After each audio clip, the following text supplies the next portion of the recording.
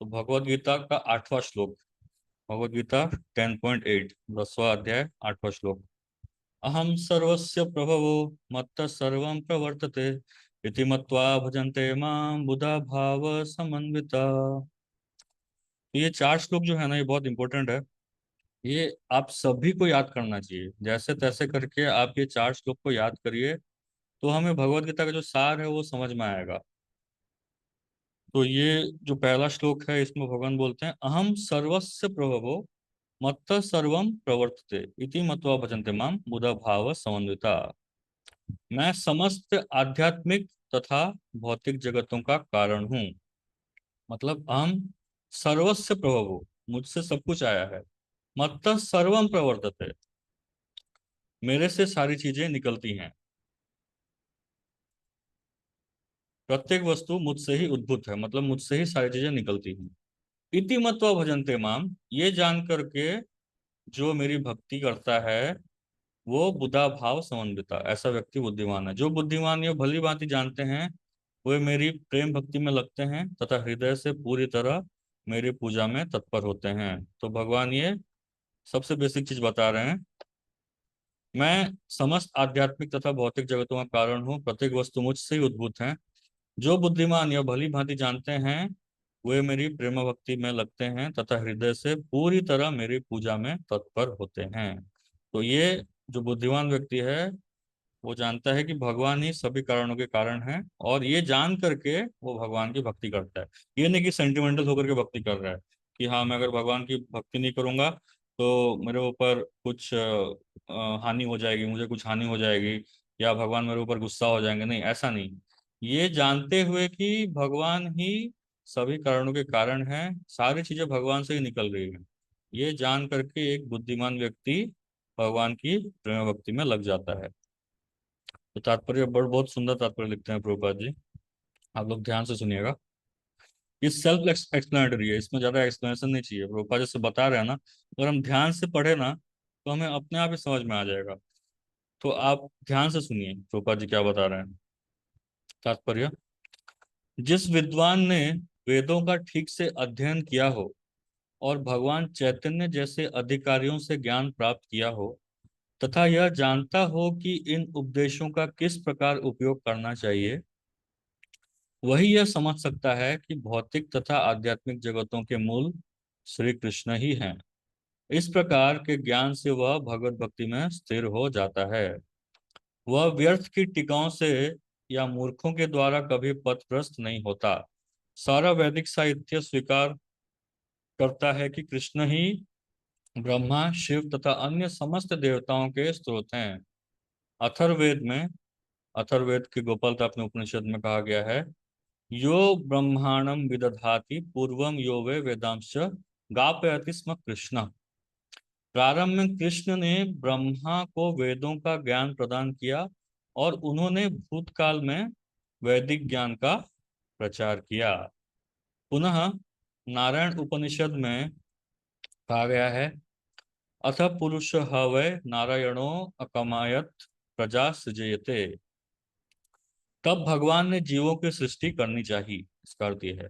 उपनिषद में आगे भी कहा गया है, नारायणात् ब्रह्मा जायते नारायणात् प्रजापति, नारायणात् प्रजापति प्रजायते, नारायणात् इंद्रो जायते, नारायणात् दष्टो वसवो जायन्ते, नारायणात् एकादश रुद्रो जायन्ते, नारायणात् द्वादश आदित्य।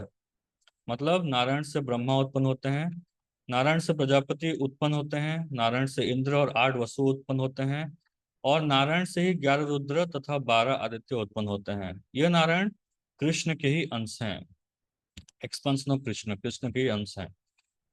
वेदों का ही कथन है, ब्रह्मणो देवकी पुत्र, ब्रह्मण्यो देवकी पुत्र, देवकी पुत्र कृष्ण ही भगवान है। नारायण उपनिषद का 4था श्लोक है ये।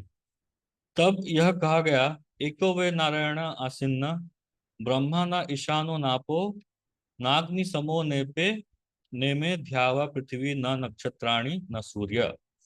सृष्टि के प्रारंभ में केवल भगवान नारायण थे, न ब्रह्मा थे, न शिव, न अग्नि, न चंद्रमा, न नक्षत्र और न सूर्य। महाउपनिषद 1। महाउपनिषद में यह भी कहा गया है कि शिव जी परमेश्वर के मस्तक से उत्पन्न हुए।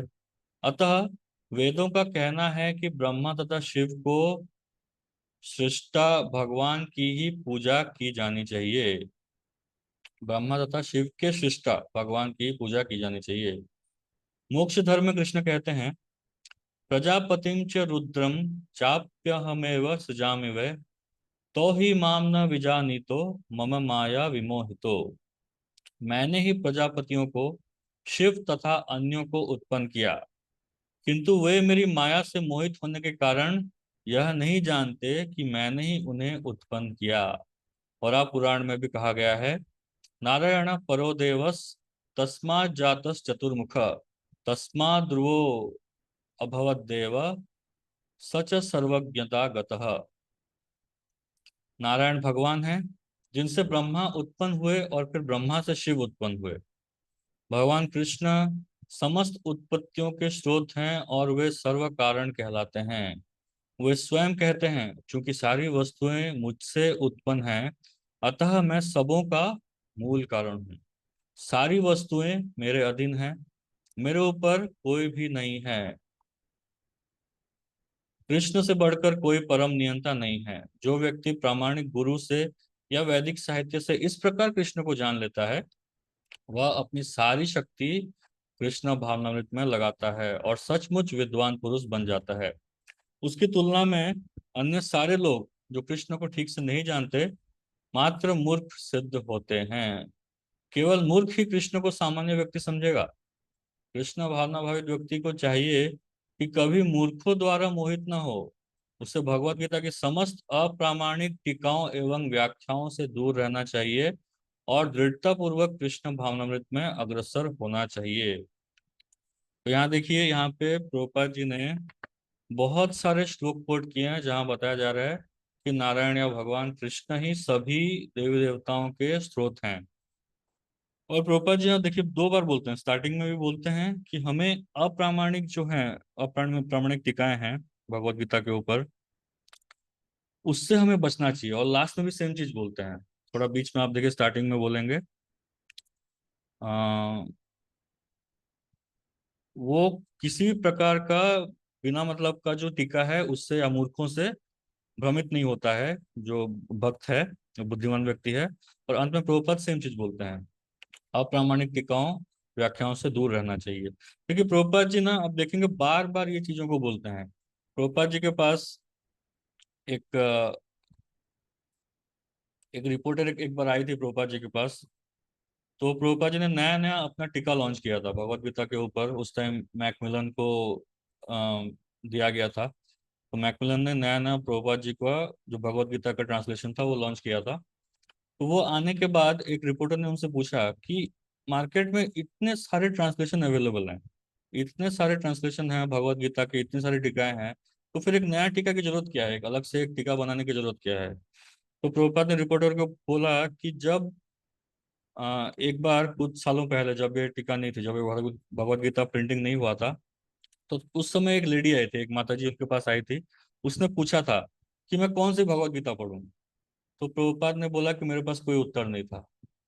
क्योंकि जितनी भी टीकाएं हैं, प्रभुपाद जी बोलते हैं और ये सत्य भी है, जितनी भी टीकाएं हैं उन सब में जो टीकाकार है उसने अपनी मन की बातें लिखी है। उसने ये नहीं लिखा है कि भगवान क्या बोलना चाहते हैं। तो इसलिए ये टीकाओं से बच कर रहना बहुत आवश्यक है, क्योंकि मन से लिखना मतलब हमारा मन तो कोई शुद्ध है नहीं। तो हम अपने अशुद्ध मन से जो लिखेंगे, अपने हिसाब से जो लिखेंगे, वो अशुद्ध ही रहेगा। और हम जैसा सोच रहे हैं, खराब या बुरा जो भी जैसा भी सोच रहे हैं, सामने वाला पढ़ेगा तो उसके मन में भी ऐसे ही विचार आएंगे। इसलिए प्रभुपाद जी ऐसी टीकाओं से दूर रहने के लिए बोलते हैं, बार बार दूर रहने के लिए बोलते हैं।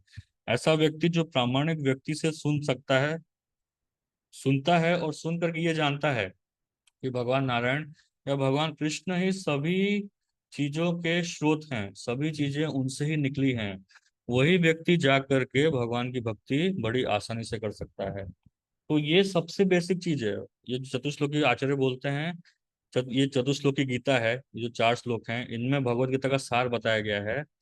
और ये जो सबसे पहला श्लोक है ना, ये यही चीज बता रहा है कि जो बुद्धिमान व्यक्ति है वो यह जानता है कि भगवान ही सारे कारणों के कारण है। जैसे ब्रह्मा जी बोलते हैं ब्रह्म संहिता में, ईश्वर परम कृष्ण सच्चिदानंद विग्रह अनादिर आदिर गोविंद सर्व कारण कारणम। अनादिर आदिर गोविंद मतलब अनआदि, उनका कोई आदि नहीं है। और आदिर गोविंदा मतलब वो सभी चीजों के कारण आदि हैं, सभी चीजों के स्टार्ट हैं। और फिर उसके बाद बोलते हैं ब्रह्मा जी सर्व कारण कारणम। अब देखिए, कई लोग बोलते हैं कि भगवान, जैसे भगवान को किसने बनाया? अगर हर चीज तो यहाँ क्रिएट होती है तो भगवान को किसने क्रिएट किया है, भगवान का निर्माण किसने किया है? तो साधारण सी बात है, हम देखते हैं पृथ्वी में या संसार में जो भी चीज का निर्माण होता है, जिस चीज का भी क्रिएशन होता है, उसका अंत होना निश्चित है। और दूसरा चीज, कोई चीज अगर बनाया गया है तो वो चीज अपने क्रिएशन के बारे में नहीं बता सकता। जैसे कि एक सोचिए, एक बच्चा पैदा होता है। अब बच्चा ये नहीं बोल सकता कि मेरे माता पिता कौन है या मैं कैसे पैदा हुआ हूँ, वो ये सब डिटेल में नहीं बता सकता है। उसको उसके माता पिता ही बता सकते हैं। तो इसलिए अगर भगवान क्रिएट हुए हैं, इसका मतलब वो अपने बारे में नहीं जानते हैं, तो फिर वो भगवान कैसे हो गए? है ना? तो भगवान मतलब जिनका कोई क्रिएशन पॉइंट नहीं है, जिनको किसने निर्माण नहीं किया है, भगवान का मतलब ही यही है, अनादि। भगवान का अर्थ है अनादि। तो ये चीज अगर हम समझ जाएं कि हम भगवान को नहीं समझ सकते, जितना भी हम कोशिश कर ले हम भगवान को नहीं समझ सकते, तभी जाके हम भक्ति अच्छे से कर पाएंगे। नहीं तो हम तर्क में, वितर्क में, लॉजिक में, इसमें फंसे रहेंगे और भगवान की भक्ति हम कभी कर ही नहीं पाएंगे। तो सबसे पहला स्टेप यही है, सबसे पहला स्टेप यही है, ये जानना कि मुझे कुछ नहीं आता है, मैं भगवान के बारे में कुछ नहीं जानता हूँ और भगवान के बारे में जान भी नहीं सकता हूँ। तभी जा करके हम भगवान की भक्ति कर सकते हैं। तो ये डायरेक्ट भक्ति है। ये जो यहाँ पर भगवान बता रहे हैं, डायरेक्ट भक्ति के बारे में बता रहे हैं, कुछ यहाँ वहाँ, कुछ ज्ञान नहीं, कुछ कर्म नहीं, कुछ भी नहीं। सीधे भक्ति के बारे में बता रहे हैं, तुम्हें ये जानना, तुम तभी बुद्धिमान बन सकते हो, कहलाए जा सकते हो, जब तुम मान जाओ कि तुम मुझे नहीं समझ सकते। तो ये सबसे पहला क्वालिफिकेशन है, भगवान की भक्ति अगर अच्छे से करनी है तो सबसे पहला क्वालिफिकेशन यही है कि ये जानना कि भगवान को समझना असंभव है, और भगवान ही सारे देवी देवताओं, सारे निर्माण, सारे प्रकृति के कारण स्वयं भगवान कृष्ण और भगवान नारायण ही है। तो ये सबसे पहला क्वालिफिकेशन है। और यहाँ पे आपको अगर प्रूफ्स चाहिए तो इसमें बहुत सारे प्रभुपाद जी कोट करते हैं कि कहाँ कहाँ नारायण को सुप्रीम बताया गया है, नारायण से कैसे सारे देव देवता हैं वो सारे वो यहाँ पे बहुत सारे श्लोक दिए गए हैं, आप लोग पढ़ सकते हैं फिर से। ये आप लोग निश्चय पढ़िएगा, वापस जाकर के निश्चय पढ़ेगा, और ये चार श्लोक आप लोगों को याद रहना चाहिए। याद रखेंगे तभी जाकर के भगवदगीता का सार हमको समझ में आएगा। तो ये हो गया सबसे पहला चीज। देखिए, जो चार श्लोक है ना, इसमें भगवान पूरा सार बता देंगे क्या क्या होता है, मतलब भगवदगीता पढ़ने से क्या होगा। सबसे पहला चीज भगवान ने बताया कि वही व्यक्ति बुद्धिमान है, बुद्धिमान व्यक्ति मेरी भक्ति करता है जो जानता है कि मैं सभी कारणों का कारण हूँ। ठीक है, सारे भौतिक जगत, आध्यात्मिक जगत, सबका कारण मैं ही हूँ। ऐसा व्यक्ति जो जान जाता है वो मेरी भक्ति, ऐसा बुद्धिमान व्यक्ति मेरी भक्ति करता है। तो ये सबसे पहला चीज है। उसके बाद ऐसा जानने के बाद वो क्या करता है? ऐसा जान गया, चलो ठीक है, भगवान ही सबसे सर्वस्व हैं, भगवान की भक्ति मुझे करनी है। तो भगवान की भक्ति वो करता कैसे है? तो फिर भगवान बताते हैं, ये भी भगवान ही बता रहे हैं कि कैसे भगवान की भक्ति करता है। तो ये सेकंड मतलब 9वां श्लोक है, ये 10वां अध्याय का 9वां श्लोक। मच्चित्त मद्गत प्राण बोधयन्तः परस्परम कथयन्तश्च माम नित्यम तुष्यन्ति च रमन्ति च। तो ये जो श्लोक है, यहाँ भगवान बताते हैं, भगवान बोल रहे हैं कि एक जो शुद्ध भक्त होता है वो कैसे मेरी भक्ति करता है।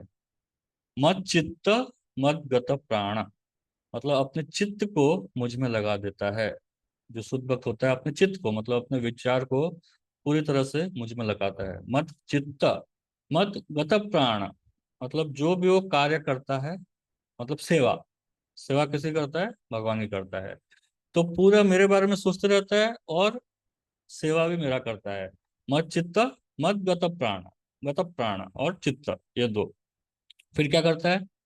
बोधयंत परस्परम, ऐसा व्यक्ति और एक व्यक्ति और एक सिमिलर व्यक्ति, मतलब दो शुद्ध भक्त मिल करके बोधयंत परस्परम भगवान के बारे में चर्चा करते हैं। भगवान के बारे में चर्चा करते हैं, प्रचार करते हैं, उसके बाद क्या करते हैं, कथयंतश्च माम नित्यम, मतलब मेरे बारे में हमेशा कथन करते रहते हैं, मतलब या तो चर्चा करते हैं या फिर प्रचार करते हैं। तुष्यंति च रमन्ति च, इसी में वो लोग तुष्यंति मतलब तोषण होकर के, प्रसन्न होकर के रहते हैं। और रमन्ति च, रमन्ति मतलब इसी में विहार करते रहते हैं, इसी में आनंद लेते रहते हैं।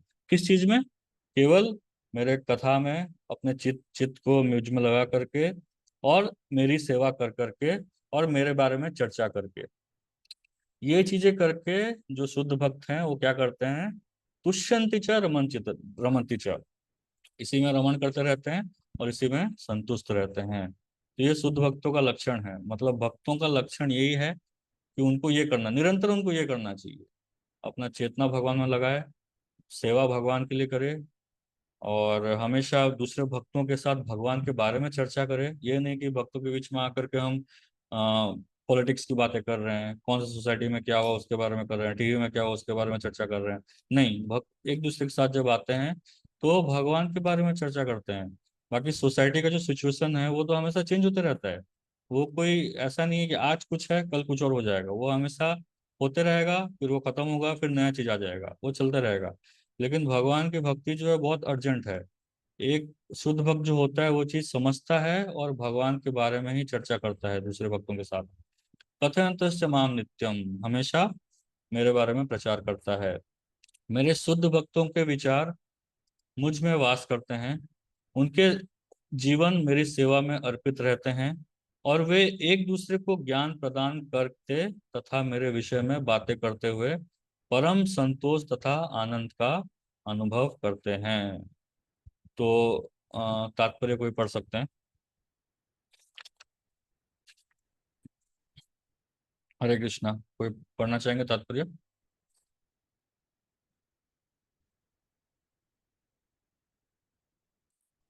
हरे कृष्ण जी, धन्यवाद प्रणाम। हाँ पढ़िए। यहाँ जिन शुद्ध भक्तों के लक्षणों का उल्लेख हुआ है, वे निरंतर भगवान की दिव्य प्रेमा भक्ति में रमे रहते हैं। उनके मन कृष्ण के चरण कमलों से हटते नहीं, वे दिव्य विषयों की ही चर्चा चलाते हैं। इस श्लोक में शुद्ध भक्तों के लक्षणों का विशेष रूप से उल्लेख हुआ है। भगवत भक्त परमेश्वर के गुणों तथा उनकी लीलाओं के गान में अहर्निश लगे रहते हैं। उनकी उनके हृदय तथा आत्माएं निरंतर कृष्ण में निमग्न रहती है, और वे अन्य भक्तों से भगवान के विषय में बातें करने में आनंद अनुभव करते हैं। भक्ति की प्रारंभिक अवस्था में वे सेवा में ही दिव्य आनंद उठाते हैं, और परिपक्व अवस्था में वे ईश्वर प्रेम को प्राप्त होते हैं। जब वे इस दिव्य स्थिति को प्राप्त कर लेते हैं, तब वे उस सर्वोच्च सिद्धि का स्वाद लेते हैं जो भगवत धाम में प्राप्त होती है। भगवान चैतन्य दिव्य भक्ति की तुलना जीवों के हृदय में बीज बोने से करते हैं। ब्रह्मांड के विभिन्न लोकों में असंख्य जीव विचरण करते रहते हैं। उनमें से कुछ ही भाग्यशाली होते हैं जिनकी शुद्ध भक्त से भेंट हो पाती है, और जिन्हें भक्ति समझने का अवसर प्राप्त हो पाता है। यह भक्ति बीज के सदृश है। यदि इसे जीव के हृदय में बो दिव्या दिया जाए और जीव हरे कृष्ण मंत्र का श्रवण तथा कीर्तन करता रहे, तो बीज अंकुरित तो होता है। जिस प्रकार की नियमित सींचते रहने से वृक्ष का बीज फलता रहे, भक्ति रूपी आध्यात्मिक पौधा क्रमशः बढ़ता रहता है, जब तक यह ब्रह्मांड के आवरण को भेद कर बाह्य ज्योति में प्रवेश नहीं कर जाता। बाह्य ज्योति में भी ब्रह्म यह ज्योति, ब्रह्म हाँ, ज्योति। ब्रह्म ज्योति, सॉरी सॉरी प्रभु, ब्रह्म ज्योति में भी यह पौधा तब तक बढ़ता जाता है जब तक उस उच्चतम लोक को नहीं प्राप्त कर लेता, जिसे गोलोक वृंदावन या कृष्ण का परम धाम कहते हैं। अंततः गत्वा यह पौधा भगवान के चरण कमलों की शरण प्राप्त कर वही विश्राम पाता है। जिस प्रकार पौधे में क्रमश से फूल तथा फल और फल आते हैं, उसी प्रकार भक्ति रूपी पौधे में भी फल आते हैं और कीर्तन तथा श्रवण के रूप में उसका सिंचन चलता रहता है। चैतन्य चरितमृत में मध्य लीला अध्याय 19 भक्ति रूपी पौधे का विस्तार से वर्णन हुआ है। वहाँ यह बताया गया है कि जब पूर्ण पौधा भगवान के चरण कमलों की शरण ग्रहण कर लेता है तो मनुष्य पूर्णतया भगवत प्रेम में लीन हो जाता है। तब वह एक क्षण भी परमेश्वर के बिना नहीं रह पाता। जिस प्रकार की मछली जल से बिना नहीं रह सकती, ऐसी अवस्था में भक्त वास्तव में परमेश्वर के संसर्ग से दिव्य गुण प्राप्त कर लेता है। श्री श्रीमद् भागवत में भी भगवान तथा उनके भक्तों के संबंध में विषय में ऐसी अनेक कथाएं, इसीलिए श्रीमद् भागवत भक्तों को अत्यंत प्रिय है। जैसा कि भागवत में ही बा, बारह 13 और 18 का गया है। श्रीमद् भागवतम पुराणम अमलम यद्यष्टबानाम प्रियम। ऐसी कथा में भौतिक कार्य, आर्थिक विकास, इंद्रिय तृप्ति या मोक्ष के विषय में कुछ भी नहीं है। श्रीमद् भागवत की एकमात्र ऐसी कथा है जिसमें भगवान तथा उनके भक्तों की दिव्य प्रकृति का पूर्ण वर्णन मिलता है। फलतः कृष्ण भावना भावित जीव ऐसे दिव्य साहित्य के श्रवण में दिव्य रुचि दिखाते हैं।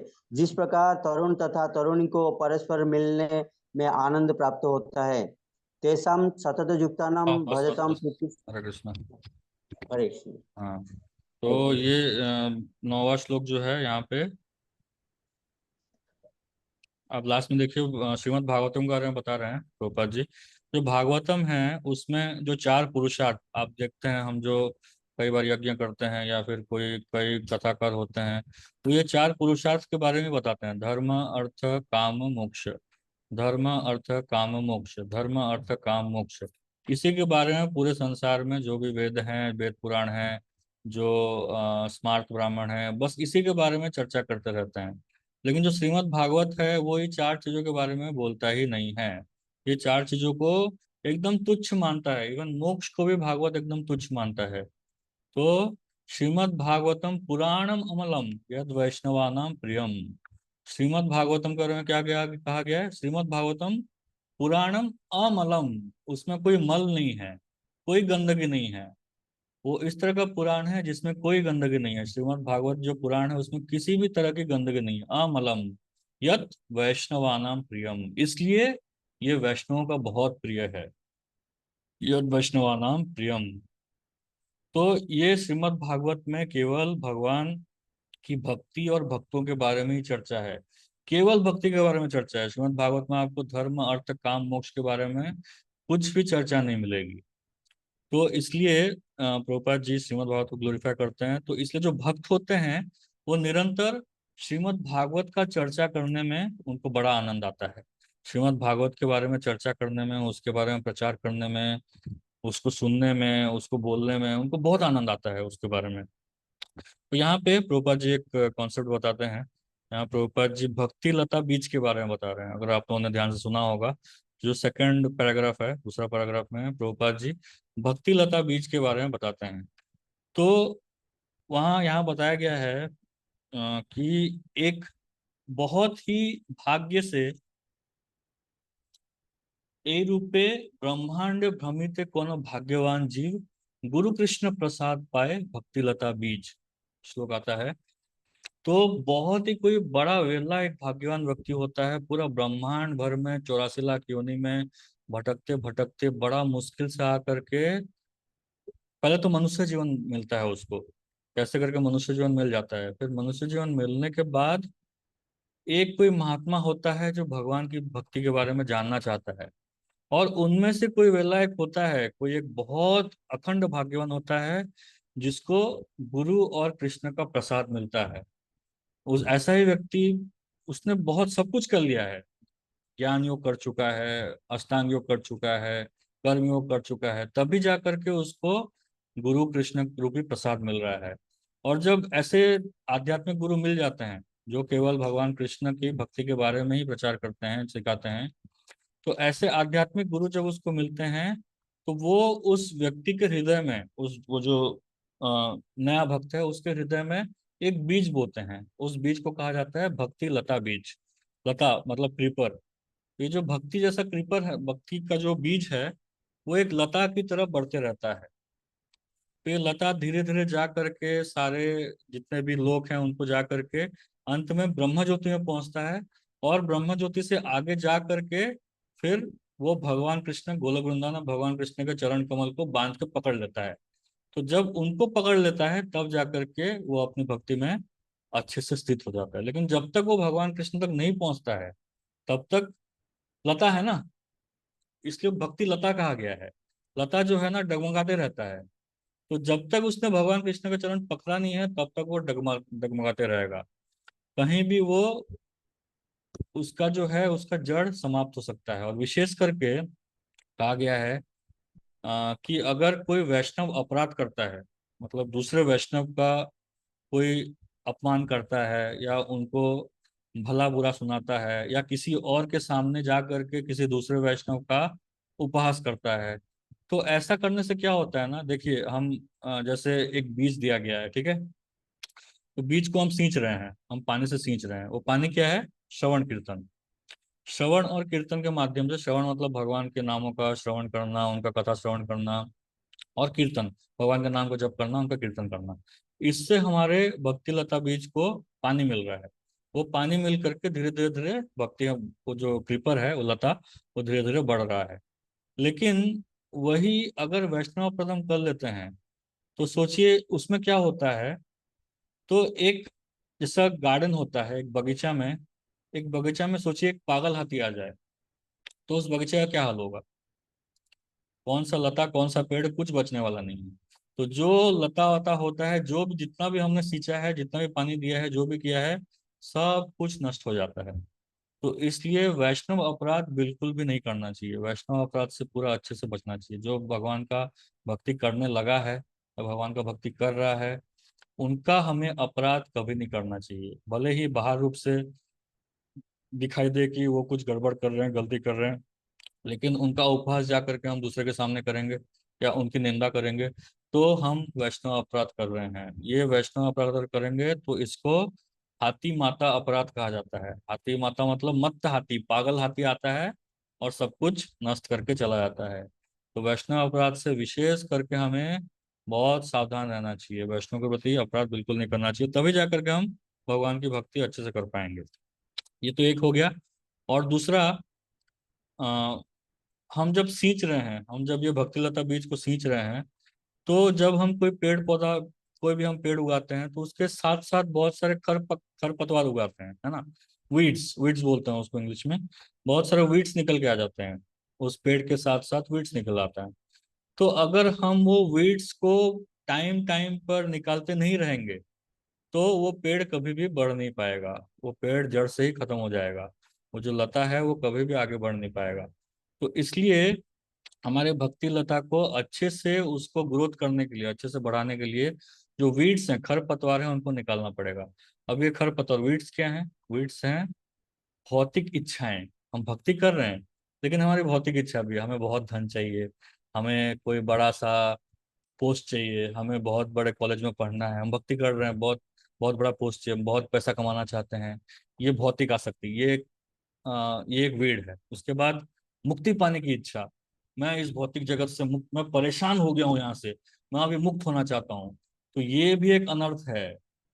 जो व्यक्ति भक्ति करता है, जो व्यक्ति भक्त है, जो भक्ति करना चाहता है, वो जो शुद्ध भक्त है, वो यही इच्छा करता है कि मैं जहां भी रहूं, भले ही मैं भौतिक जगत में रहूं, आध्यात्मिक जगत में हूं या नरक में रहूं, लेकिन मुझे हमेशा भक्तों का संग प्राप्त हो और भक्तों की सेवा करने का मौका मिले।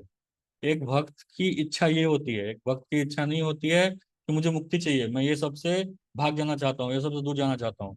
लेकिन भक्त की असली इच्छा ये होती है कि मैं जो मुक्ति है, सॉरी, मैं हमेशा भक्तों के संग में रह करके भक्तों की सेवा करते रहूं।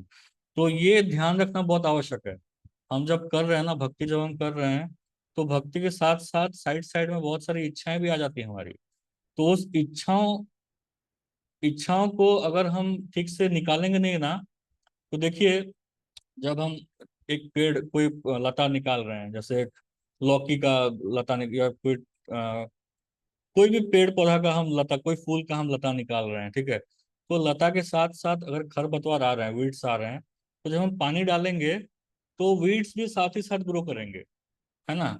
तो इसलिए कई बार हम देखते हैं, भले ही एक भक्त का बहुत साल भक्ति में हो गया है, बहुत साल भक्ति कर चुका है, 15 साल, 20 साल, 30 साल, 40 साल भक्ति कर चुका है, लेकिन फिर भी कई बार दिखाई देता है कि इस व्यक्ति में शुद्ध भक्ति दिख नहीं रही है, कुछ ना कुछ गलत, मतलब सही नहीं लग रहा है, मतलब पूजा लाभ प्रतिष्ठा के प्रति बहुत आसक्त है, अपना ही वर्चस्व दिखाना चाहता है। तो ये क्यों हो रहा है? क्योंकि उसने शुरुआत में उन वीड्स को नहीं निकाला है। वो जो इच्छाएं थी ना, वो शुरुआत में, ये जो आलतू फालतू इच्छाएं है ना, वो इच्छाओं को हमें निकाल के बाहर फेंकना पड़ेगा, तभी जा करके हम शुद्ध भक्ति कर पाएंगे। ये आप ये अच्छे से ध्यान रखिए। शुद्ध भक्ति मतलब केवल भगवान और उनके भक्तों की सेवा करने की इच्छा, उसको उसको बढ़कर और विलासता शून्यम, ज्ञान कर्मादि अनावृतम, अनुकूल्यन कृष्ण अनुकूलनम भक्तिरुत्तमम। उत्तम भक्ति क्या है? अन्य अभिलाषिता शून्यम, ज्ञान कर्म अनावृतम। ज्ञान हो या कर्म हो, कुछ भी हो, सब कुछ छोड़ करके अन्य अभिलाषिता शून्यम, ज्ञान कर्मादि अनावृतम, अनुकूल्यन कृष्ण, मतलब कृष्ण के प्रति वो भक्ति अनुकूल होनी चाहिए। हम भगवान को याद कर रहे हैं, अनुकूल भक्ति होनी चाहिए। ऐसा नहीं कि कंस जैसा, कंस हमेशा भगवान को याद करता था, रावण हमेशा भगवान को याद करता था, लेकिन वैसा हमको भगवान को याद नहीं करना है। अनुकूल अनुकूलन कृष्ण अनुशीलनम, जो पुराने आचार्य बोल बोल के गए हैं, भगवान जैसा बोल रहे हैं, वैसे ही हमको फॉलो करना है, अनुशीलनम। ऐसा भक्ति उत्तम भक्ति है।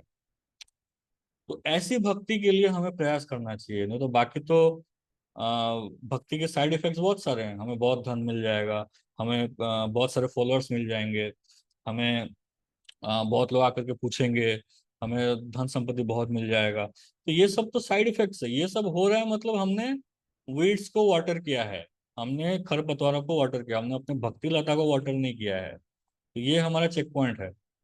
तो वहाँ हम चेक, ये भक्ति लता को चेक करने का सबसे अच्छा तरीका कि हमारे साइड की चीजें कितनी बढ़ रही हैं।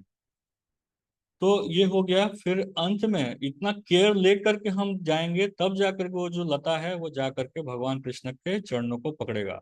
और फिर पकड़ने के बाद वो लता फिर फूल फल, जैसे आप देखेंगे वैष्णव अगर बहुत अच्छे से भक्ति कर रहा है, तो भले ही कितना गलत कार्य क्यों ना कर रहा हो पहले, लेकिन उसके बाद अगर बहुत अच्छे से भक्ति कर रहा है, तो उसमें सारे गुण एक एक करके निकलने लगते हैं, सारे अच्छे गुण एक एक करके दिखने लगते हैं।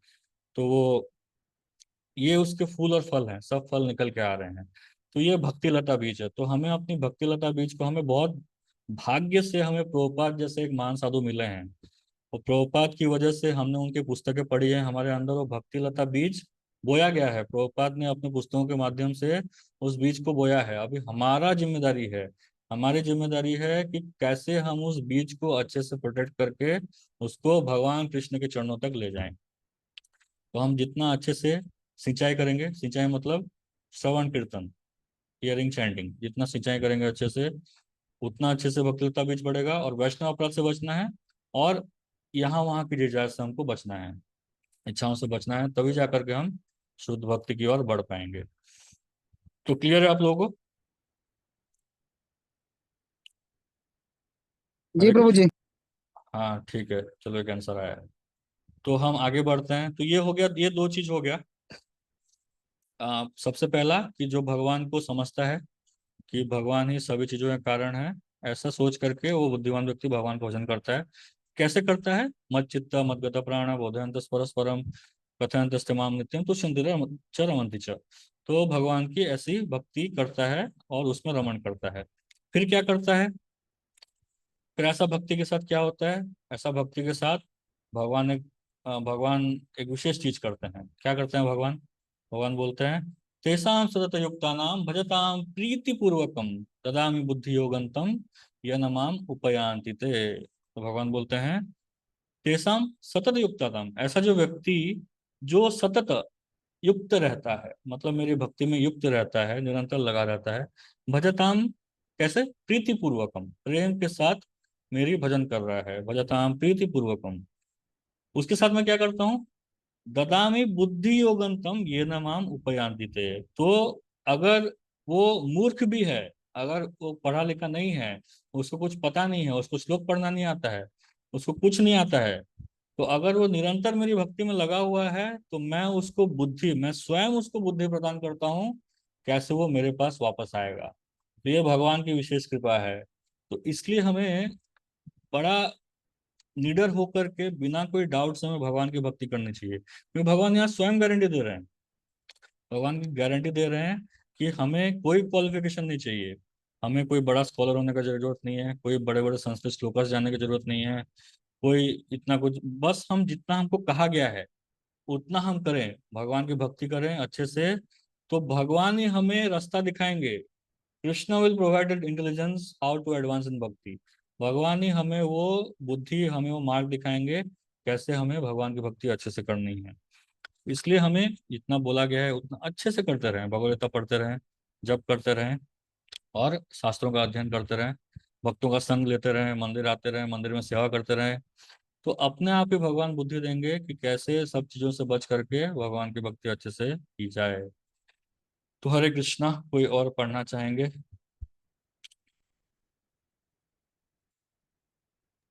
हरे कृष्ण प्रभु जी, दंडवत प्रणाम। हाँ, पढ़िए। इस श्लोक में बुद्धि योगमय शब्द अत्यंत महत्वपूर्ण है। हम स्मरण के कि द्वितीय अध्याय में भगवान ने अर्जुन को उपदेश देते हुए कहा था कि मैं तुम्हें अनेक विषयों के बारे में बता चुका हूँ, और और अब मैं तुम्हें बुद्धि योग की शिक्षा दूंगा। अब उसी बुद्धि योग की व्याख्या की जा रही है।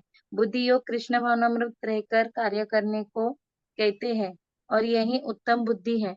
बुद्धि का अर्थ है बुद्धि, और योग का अर्थ है योगी। योग गतिविद्या अथवा योगी उत- उत्तृति। जब कोई भगवत धाम को जाना चाहता है और भक्ति में वही कृष्ण को ग्रहण कर लेता है। जब कोई भगवत धाम को जाना चाहता है और भक्ति में वही कृष्ण नाम को ग्रहण कर लेता है, तो उसका यह कार्य बुद्धि योग कहलाता है। दूसरे शब्दों में बुद्धि योग वही विधि है जिससे मनुष्य को बहुबंधन से छूटना चाहता है। उत्तेजित करने का चरम लक्ष्य कृष्ण प्राप्ति है। लोग इससे नहीं जानते। अंत भक्तों तथा प्रामाणिक गुरु की संगति आवश्यक है। मनुष्य को ज्ञात होना चाहिए कि कृष्ण ही लक्ष्य है, और जब लक्ष्य निष्ठ है तो प्रथम पर मदगति के प्रगति करने पर भी अंतिम लक्ष्य प्राप्त हो जाता है। जब मनुष्य लक्ष्य तो जानता है कि किंतु कर्म फल में लिप्त रहता है, तो वही कर्म योगी होता है। ये जानते हुए कि लक्ष्य कृष्ण है, जब कोई कृष्ण को समझने के लिए मानसिक मानसिक होता है, यही चिंतन का सहारा लेता है, और वही ज्ञान योग में लीन होता है। किंतु जब वही लक्ष्य को जानकर कृष्ण मनोमृत तथा भक्ति के कृष्ण की खोज करता है, तो वही भक्ति योगी या बुद्धि योगी होता है, और यही पूर्ण योग है। ये योग पूर्ण योग ही जीवन की सिद्ध सिद्ध अवस्था है। जब व्यक्ति प्रामाणिक गुरु के होते हुए तथा आध्यात्मिक संघ के संबंध में रहकर भी प्रगति नहीं कर पाता, क्योंकि वही बुद्धिमान नहीं है, तो कृष्ण उसके अंतर से उपदेश देते हैं, जिससे वही सरलता से उन तक पहुंच सकते हैं। इसके लिए जिस योग्यता की अपेक्षा है, वही ये है कि कृष्ण भनामृत में निरंतर रहकर प्रेम तथा भक्ति के साथ सभी प्रकार की सेवा की जाए। उस कृष्ण के लिए कुछ न कुछ कार्य करते रहना चाहिए। किंतु प्रेम पूर्वक यदि भक्ति इतना बुद्धिमान नहीं है कि आत्म साक्षात्कार के पथ पर प्रगति कर सके, किंतु यदि वही एक निष्ठ रहकर भक्ति कार्यों में रहता है, तो वे भगवान के उस अवसर देते हैं कि वही उत्थित करते अंत में उनके पास पहुंच जाए जाए। हरे कृष्ण। करेक्ट। तो यहाँ देखिए भगवान क्लियरली बता रहे हैं, प्रभुपाद जी बोल रहे हैं क्लियरली कि एक हमें कोई बहुत ज्यादा क्वालिफिकेशन की आवश्यकता नहीं है। कोई बहुत ज्यादा श्लोक हमें अगर याद करना चाहिए, श्लोक ऐसा नहीं कि हमें एंड्योर नहीं डालना चाहिए, हमें चेष्टा ही नहीं करनी चाहिए, हमें चेष्टा करना चाहिए, श्लोक पढ़ने की चेष्टा करनी चाहिए। लेकिन हमें अगर याद नहीं भी हो रहा है, बहुत पढ़ने के बाद हम श्लोक नहीं याद कर पा रहे हैं, या हम भक्ति के नियमों को भूल जा रहे हैं, कई बार भूल जाते हैं, हम भक्ति के नियमों को भूल जाते हैं, लेकिन फिर भी हम भक्तों के संग में रह करके, शुद्ध भक्तों के अनुसरण में रह करके, उनका उपदेश ले करके हम अगर भक्ति निष्ठा भाव से निरंतर कर रहे हैं, तो प्रभुपाद जी यहाँ बोल रहे हैं और भगवान भी बोलते हैं कि भगवान स्वयं उस व्यक्ति को बुद्धि प्रदान करते हैं कि कैसे उसको भक्ति अच्छे से करनी है, कहाँ पे क्या करना चाहिए क्या नहीं करना चाहिए, भगवान स्वयं उसको वो बुद्धि प्रदान करते हैं। तो यही बुद्धि योग है।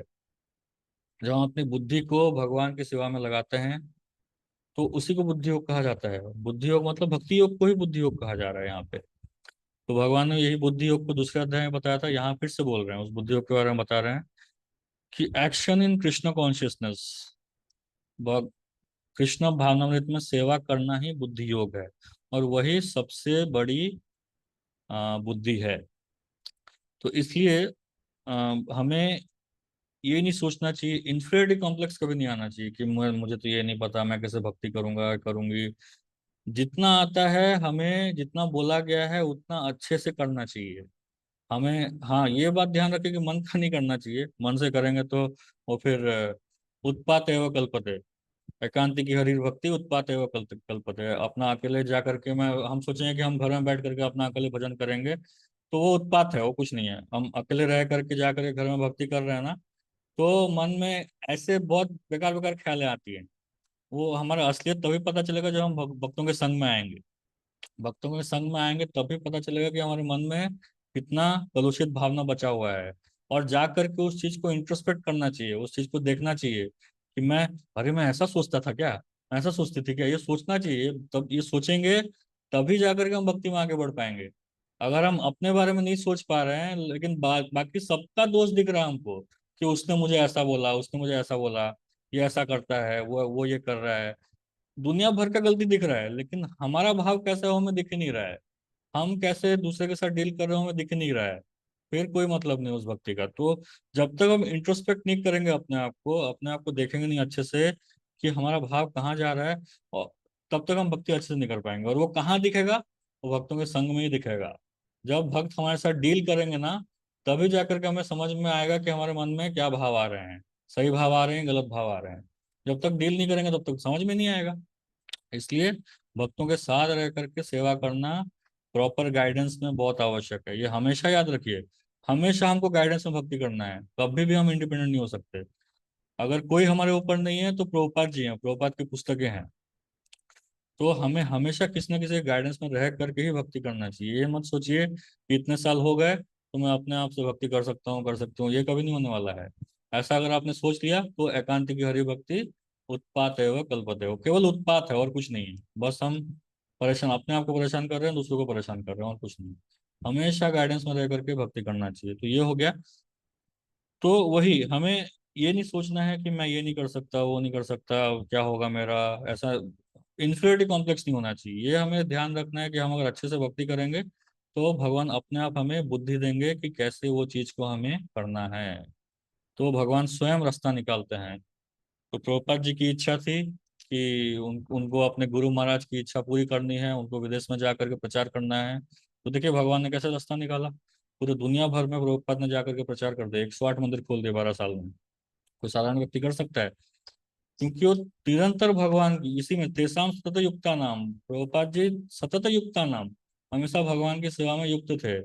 भजताम प्रीति पूर्वकम, भगवान को एकदम प्रेम से भजन करते थे, तभी जाकर के प्रभुपाद जी के लिए भगवान ने इतना सुंदर रास्ता निकाल दिया। और आज देखिए उनकी बदौलत हम भी यहाँ टिके हुए हैं, कैसे कैसे भक्ति कर रहे हैं।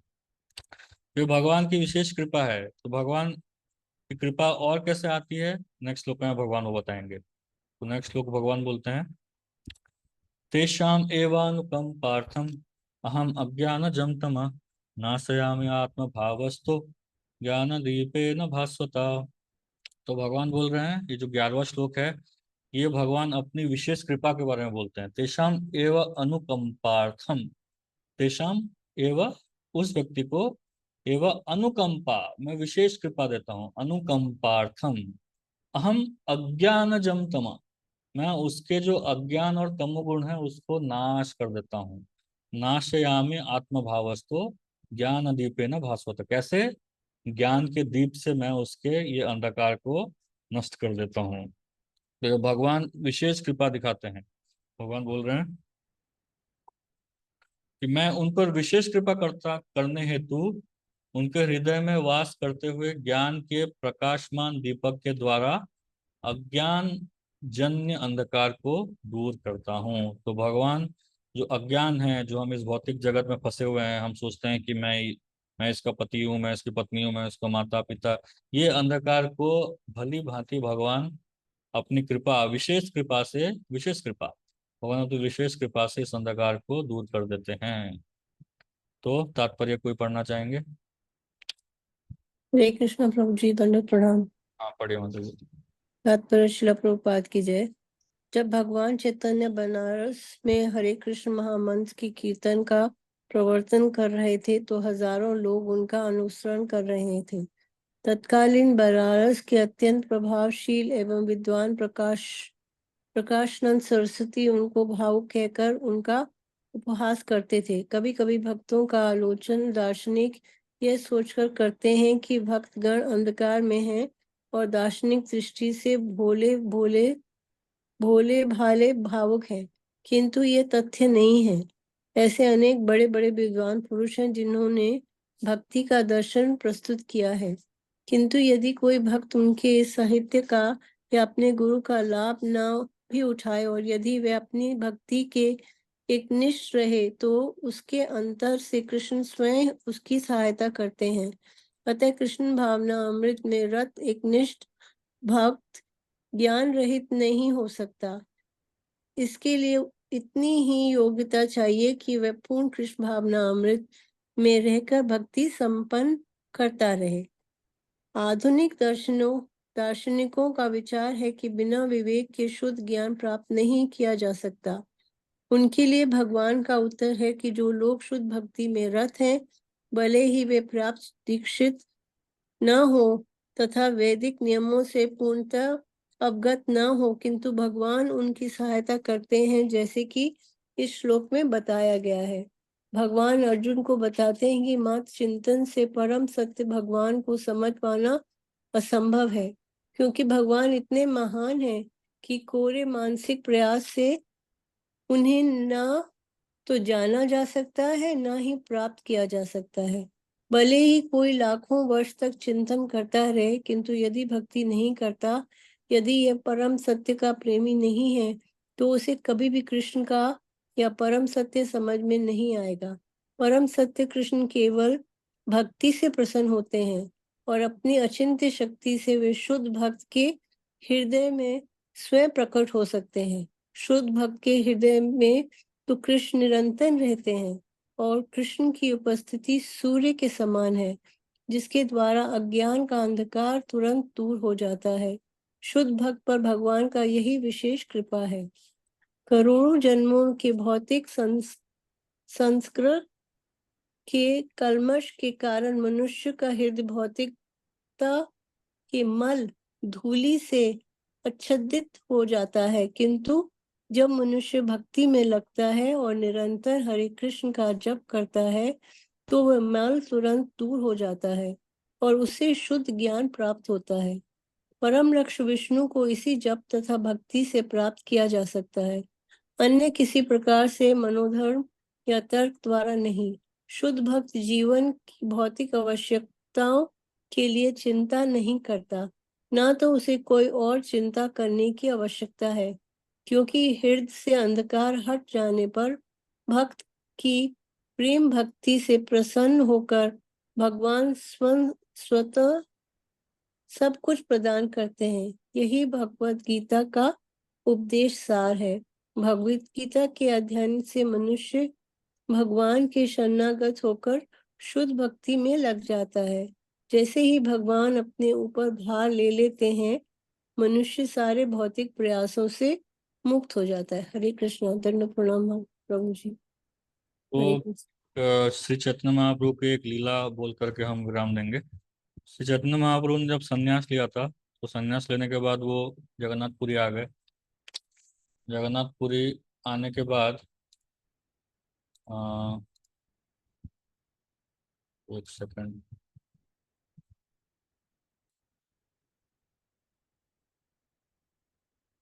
हाँ, जगन्नाथपुरी आने के बाद फिर उन्होंने 6 साल तक वो साउथ इंडिया की यात्रा में चले गए थे। 6 साल तक वो साउथ इंडिया की यात्रा में गए। तो वहां जा करके वो श्रीरंगम पहुंचे थे। श्रीरंगम आपको पता होगा, तमिलनाडु में एक स्थान है श्रीरंगम। तो वहाँ पे श्रीरंग क्षेत्र है, श्री रंगनाथ जी का मंदिर है वहाँ पे। तो वहाँ जा करके वहाँ पे जब पहुँचते हैं, तो वहाँ देखते हैं कि एक ब्राह्मण है।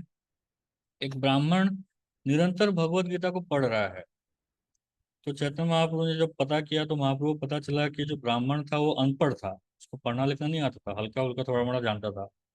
तो वो थोड़ा कैसे कैसे करके पढ़ता था, और पढ़ करके फिर रोता था। वो लोग आकर के उसका उपहास करते थे। लोग जो जानते थे कि अनपढ़ है, दिखावा कर रहा है, बोलते थे कि बड़ा दिखावा कर रहा है पढ़ने का, भगवत पढ़ने का बड़ा दिखावा कर रहा है, कुछ आता आता है नहीं, बड़ा दिखावा कर रहा है।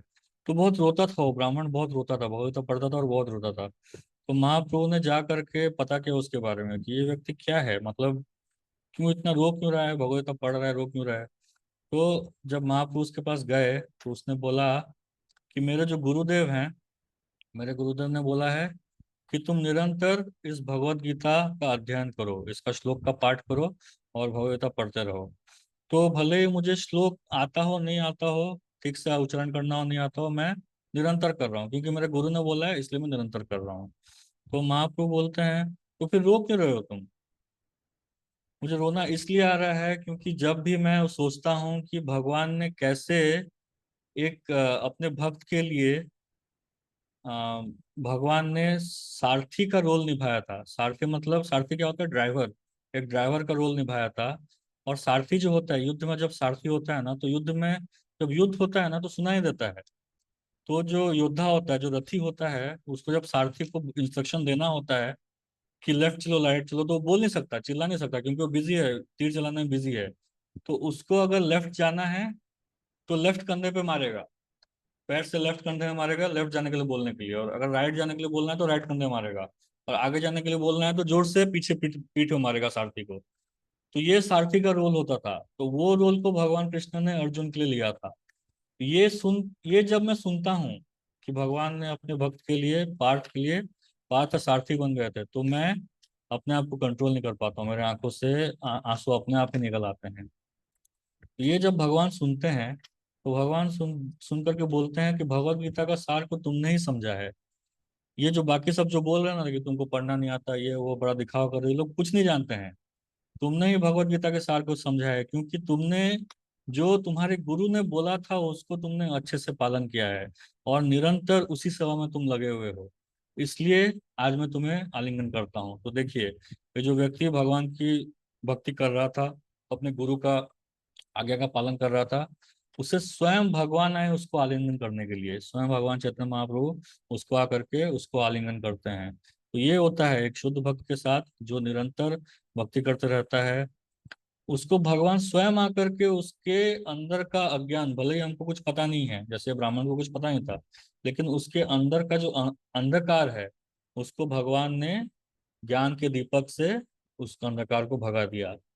तो इसलिए हमें इस भक्ति को बहुत ही ध्यान पूर्वक करना चाहिए, बहुत केयरफुली इस भक्ति को हमें करना चाहिए। तभी जा करके इसका हमें जो फल है, असली फल है, वो हमें अच्छे से मिल पाएगा। तो ये 4 श्लोक हैं मैंने जो आज बताया, बहुत इंपॉर्टेंट है। इनको चतुर्श्लोकी भगवद गीता भी कहा जाता है। ये 4 श्लोक को हमें याद रहना चाहिए, हम सबको याद रहना चाहिए।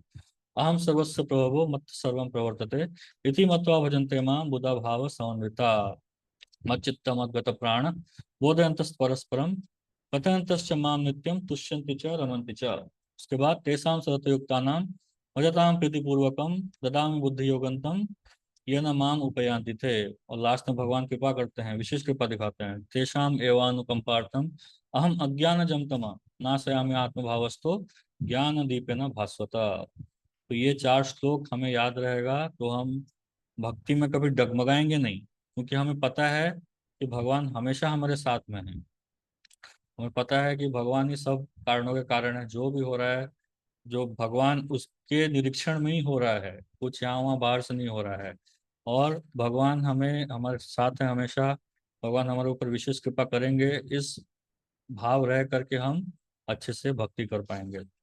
हरे कृष्णा, बहुत बहुत धन्यवाद। तो आप लोगों को कोई प्रश्न है ये चार श्लोक में तो आप पूछ सकते हैं, तो हम विराम देंगे आज।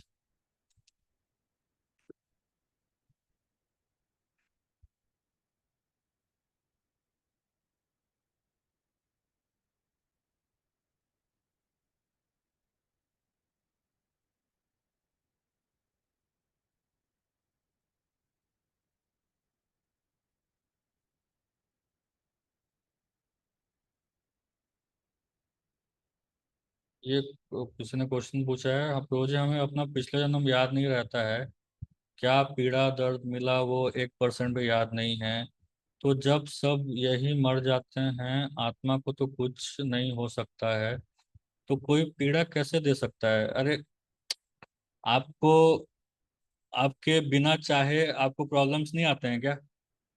ये बोल रहे हैं कि हमें नेक्स्ट जन्म में कुछ याद नहीं रहता है, सब पीड़ा दर्द खत्म हो जाते हैं मरने के बाद। कुछ खत्म नहीं होता है। हम अपने, हमारा मन बुद्धि अहंकार साथ में जाता है, जब हम मरते हैं ना तो हमारा मन बुद्धि अहंकार साथ में जाता है। तो इसलिए अगले जन्म में, इस जन्म में हम जो हम देख रहे हैं, जो हम ना चाहते हुए भी हमारे ऊपर पीड़ा कष्ट आ रहा है, जो हमने नहीं सोचा था। कोई सोचता है क्या? कोई दुख दर्द के बारे में सोचता है क्या? लेकिन दुख दर्द तो आता है ना, वो कहाँ से आ रहा है? वो पिछले जन्म का ही है, पिछले जन्म हमने कुछ किया है, तभी जाकर के हमारे ऊपर ये पीड़ा दर्द आ रहा है, नहीं तो किधर से आएगा? थोड़ा लॉजिकली सोचना चाहिए ना। तो इसलिए हमें ये जो दर्द मिलता है वो हमने पिछले जन्म में किया था, तभी जाकर के वो हमें दर्द मिल रहा है। तो ये नहीं सोचना चाहिए, जैसे है ना, अगर हम कहीं जाते हैं, गाड़ी चला रहे हैं, गाड़ी चला के जा रहे हैं और ट्रैफिक सिग्नल लग गया है, और सिग्नल को क्रॉस करके हम चले जाएंगे, तो ट्रैफिक पुलिस हमें थोड़े छोड़ने वाला है कि हम अगर बोल दें उसके सामने जा करके कि मुझे तो नियम पता ही नहीं था, तो ट्रैफिक पुलिस हमें छोड़ेगा क्या? नहीं छोड़ने वाला है। वैसे ही प्रकृति के नियम हैं, कर्म फल हैं, अगर हम बोल दें कि नहीं हमें तो पता ही नहीं, मरने के बाद किसने देखा है, हमें कुछ नहीं मिलेगा, सब खत्म हो जाएगा, ऐसा कुछ नहीं, मतलब सब सब मिलने वाला है आपको, सब अच्छे से मिलेगा। तो इसलिए हमें ये नहीं सोचना चाहिए। आ, इसलिए इसलिए हमें शास्त्रों की आवश्यकता है। शास्त्र हम नहीं पढ़ेंगे ना तब तक हमें पता ही नहीं चलेगा। ये भगवत गीता जो है, भागवतम है, ये मैनुअल है। मैनुअल के हिसाब से हम नहीं चलते हैं इसलिए प्रॉब्लम होता है, मैनुअल के हिसाब से मशीन नहीं चलाते हैं तो प्रॉब्लम होता है। ये भगवत गीता मैनुअल है, इसके हिसाब से इसमें जो बोला गया वो पूर्ण सत्य है। इसमें भगवान, सबसे पहला ज्ञान यही है कि हम जीवात्मा हैं, हम शरीर नहीं हैं।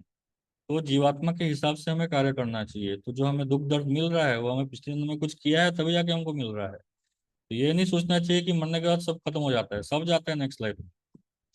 तो इसलिए कुछ खत्म नहीं होता। अब जो बोल रहे हैं कि याद नहीं रहता है, वो याद इसलिए नहीं रहता है कि भगवान हमारे ऊपर विशेष कृपा करते हैं। भगवान अगर अगर हम हमें सब कुछ याद रह जाएगा कि पिछले जन्म में हमने क्या क्या किया था, तो हम तो ये जन्म को जी ही नहीं पाएंगे। हम जो नया रिलेशन, हम जो अपने माता पिता के साथ जिनके घर में जन्म हुए हैं, उनको अपना माता पिता मानेंगे ही नहीं। तो उसको करने के लिए वो विशेष कृपा दे दे करके भगवान उस चीज को भुला देते हैं कि चलो ठीक है, लास्ट में जो किया था वो भूल गए, लेकिन वो याद दिलाने के लिए गुरु हैं, शास्त्र हैं, वो हमको याद दिलाते हैं, बार बार याद दिलाते हैं।